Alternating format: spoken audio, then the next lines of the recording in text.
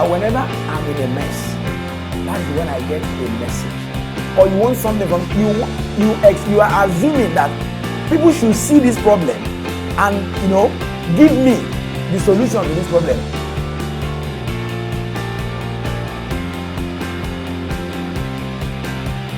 As a young man, I tried starting several businesses. But you see, when I discovered this capital called service capital, service, another form of capital,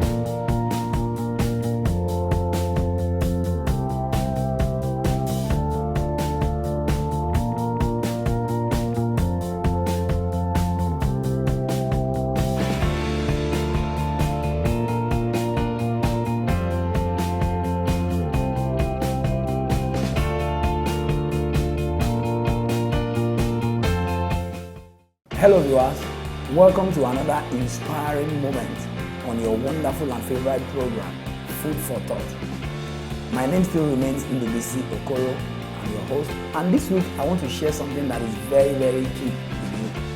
Advancing in adverse times. Advancing in adverse times. Moving forward in the toughest of times. The toughest times of our life is the time when we think we should, go on break. But I want to share with us today that is even the time that we should be moving forward. Let me quickly share this quote with you. It says, "From dark clouds we get precious water. From dark minds we get valuable jewels. And from our darkest trials comes our best blessings from God." Did you hear that, or should I take it again? I said, from dark clouds we get precious water. From dark minds we get precious jewels. And from our darkest trials comes our best blessings from God. Let me quickly, back that statement up with this story I read some time ago of a king in the 14th century called King Tamerlane. He went to do battle with another king. And while at that battlefront, his men were facing serious defeat and they retreated. The king went and hid himself in a particular place, and enemy troops were busy searching for him. And the king found a barn where he went to hide himself, and he laid down on the floor of that barn. While he was there, based on the position that he assumed, he observed that there was an ant that was trying to carry a kernel of corn across a particular object, and that caught his attention. He thought, like him, the ant was going to retreat, but to his utmost surprise, the ant just kept trying, and the king kept counting. 69 times the ant tried to carry this kernel of crop, and it couldn't. But on the 70th try, it was able to carry the kernel of corn across to the other side.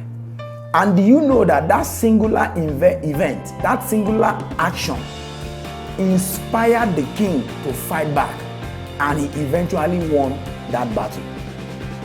Listen to this quote. He says, "Every adversity, every failure, every heartache carries with it the seed of an equivalent or greater benefit." Every adversity, every failure, every heartache carries with it the seed of an equivalent or greater benefit.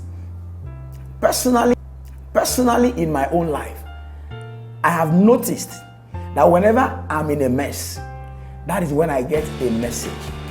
Whenever I'm going through a tough test, that is when I come out with a testimony. When I'm going through unimaginable trials, that means triumph is around the corner. When I'm about to be promoted, firstly will come an examination. And when I'm about to be celebrated, initially I will be humiliated. Does that sound like your own story? Let me ask you this question. Would there have been anything like Martin Luther King if not for the segregation of the blacks? Would there have been anything like Gandhi if not for the oppression of the Indians by the British? Would we have known anyone like Nelson Madiba Mandela if not for apartheid in South Africa? I want you to look critically at your own life. Are you going through any particular trial in your life? And you have labeled that trial the end. Let me assure you and let me quickly remind you that the end has not come yet. You are only approaching a end. And that's why the Bible says, count it all joy when you go through diverse trials and tribulation. Let me emphasize that again. Count it all joy when you go through diverse trials and tribulation. I'll close with this statement. Our lack always sets us on a journey of self-discovery. See you next week, and God bless.